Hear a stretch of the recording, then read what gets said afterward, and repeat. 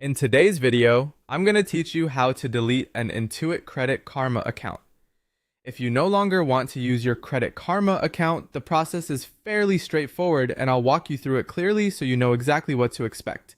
Before you begin, make sure you're ready to permanently close or deactivate the account depending on the option shown in your settings. The wording may vary slightly, but the general process is the same.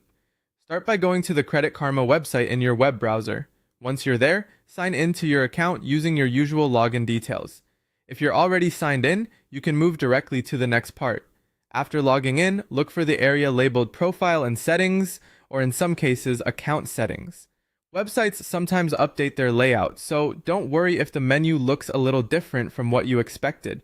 The important thing is to open the section where your account preferences and personal settings are managed. Once you're inside your settings, scroll all the way down to the bottom of the page. This is where account closure options are often placed since they're not part of the main settings most people use every day. At the bottom, look for an option that says close my account or deactivate account.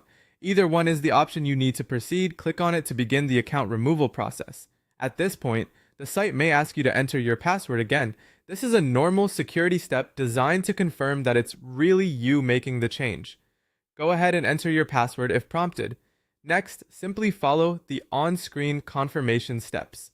These prompts may include a final review page, a confirmation button, or a message explaining what happens after your account is closed or deactivated.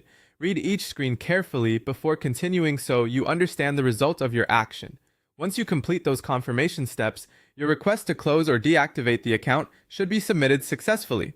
If you don't see the option right away, try refreshing the page or checking a nearby settings tab, since account menus can sometimes be organized a little differently. And that's how to delete an Intuit Credit Karma account. If you're following along, take your time with each screen and make sure you confirm the correct account before finishing the process.